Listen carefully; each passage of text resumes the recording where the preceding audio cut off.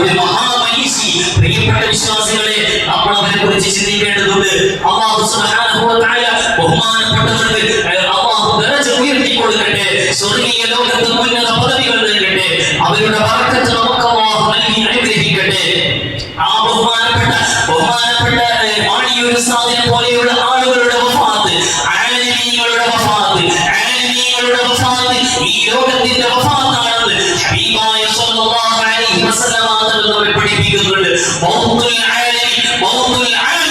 ആലിമീങ്ങളുടെ മരണം എന്ന് പറയുന്നത് അത് ലോകത്തിന്റെ മരണമാണെന്ന് ഇമാമികൾ നമ്മെ പഠിപ്പിക്കുന്നുണ്ട്. നോക്കിയേ, നബി സ്വല്ലല്ലാഹു അലൈഹി വസല്ലം തങ്ങളുടെ വഫാത്തിന് ശേഷം സമുദായത്തിൽ ചില പ്രതിസന്ധികൾ ഉണ്ടാകുന്നുണ്ട്. ചില കബീലക്കാർ മുർത്തദായി പോകുന്നുണ്ട്. ചിലർ ഞങ്ങൾ സകാത്ത് തരില്ലെന്ന് പറയുന്നുണ്ട്. എത്ര വലിയ പ്രതിസന്ധികൾ വന്നപ്പോൾ ബഹുമാനപ്പെട്ട സിദ്ദീഖ് റളിയല്ലാഹു അൻഹു അടിയുറച്ചു നിന്നുകൊണ്ട് തീരുമാനങ്ങൾ എടുത്തു.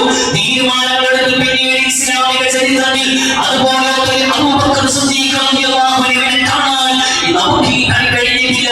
മാത്രമല്ല ഈ ലോകത്തിന് തന്നെ കഴിഞ്ഞിട്ടില്ല. അതുപോലെ ബൈത്തുൽ മുഖദ്ദസ് കുരിശ് പടയാളികൾ പിടിച്ചെടുത്ത സന്ദർഭമുണ്ടായി. മുസ്ലിമീങ്ങൾക്ക് ഒരുപാട് നഷ്ടങ്ങളുണ്ടായി. അന്ന് സുൽത്താൻ സലാഹുദ്ദീൻ അയ്യൂബി റളിയല്ലാഹു അൻഹു എടുത്ത തീരുമാനം പിന്നീട് ഒരിക്കലും ബൈത്തുൽ മുഖദ്ദസ് കണ്ടിട്ടില്ല, പിന്നീട് ഒരിക്കലും ഈ ലോകം തന്നെ കണ്ടിട്ടില്ല എന്ന് നമ്മുടെ ചരിത്രങ്ങൾ പരിശോധിക്കുമ്പോൾ അറിയാൻ കഴിയും. ബഹുമാനപ്പെട്ട ശാഫിഈ ഇമാം, ബഹുമാനപ്പെട്ട മാലിക് ഇമാം, ഇതുപോലുള്ള പണ്ഡിതന്മാരെ ലോകത്തിന്റെ പിന്നീട് ഒരിക്കലും കാണാൻ സാധിച്ചിട്ടില്ല.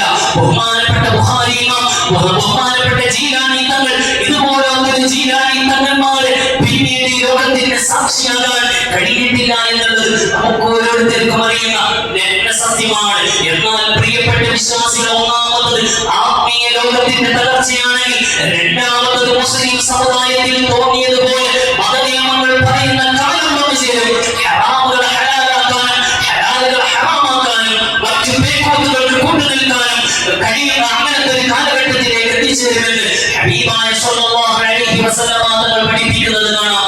ഇതുപോലെ തന്നെ മതനിയമങ്ങളിൽ മാറ്റം വരുന്നു.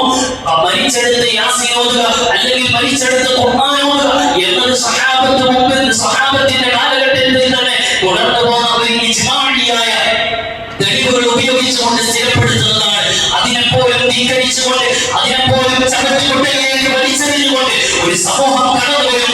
ഹബീബായ സ്വല്ലല്ലാഹു അലൈഹി വസല്ലം തങ്ങൾ പഠിപ്പിക്കുന്നുണ്ട്, ഇങ്ങനെ ഏതൊരു ലോകത്തും ഇസ്ലാമിന്റെ ആത്മീയ മേഖലകളിലാണെങ്കിലും എല്ലാത്തിലും തകർച്ചകൾ സംഭവിക്കുമ്പോൾ, പക്ഷേ ഇതെല്ലാം ഒരു ഭാഗത്ത് നടക്കുമ്പോഴും ലോകത്ത് സത്യമായി കൊണ്ട് തുറന്നു പറയുന്ന ഒരു സംഘം ലോകാവസാനം വരെ നിലനിൽക്കുമെന്ന് ഹബീബായ സ്വല്ലല്ലാഹു അലൈഹി വസല്ലം തങ്ങൾ പഠിപ്പിക്കുന്നുണ്ട്. ആ സംഘത്തിന്റെ പിറകിലാണ് നമ്മൾ അണിയുറച്ചു നിൽക്കേണ്ടത്. ഇസ്ലാമിന്റെ പണ്ഡിതന്മാർ പഠിപ്പിക്കുന്ന, ഇസ്ലാമിന്റെ ആചാര്യന്മാർ പഠിപ്പിക്കുന്ന ആ രൂപത്തിലാണ് നമ്മൾ തുടർന്നു പോകേണ്ടത്. ഒരിക്കലും ഈ ഒരു പുതിയൊരു വർഷത്തിലേക്ക് നമ്മൾ പ്രവേശിക്കുമ്പോൾ, നമ്മൾ ഈ പതിനീ ദിവസത്തിലേക്ക് പ്രവേശിക്കുമ്പോൾ ദീനിയും ദുനിയവിയുമായ നന്മകൾക്ക് വേണ്ടി നാം ദുആ ചെയ്യുകയും അത് ലഭിച്ചു കഴിഞ്ഞാൽ അല്ലാഹുവിനോട് ശുക്ർ ചെയ്തുകൊണ്ട് നമ്മൾ നമ്മുടെ ജീവിതം മുമ്പോട്ട് കൊണ്ടുപോവുകയും ചെയ്യണം. അല്ലാഹു സുബ്ഹാനഹു വ തആല തൗഫീഖ് നൽകി അനുഗ്രഹിക്കട്ടെ.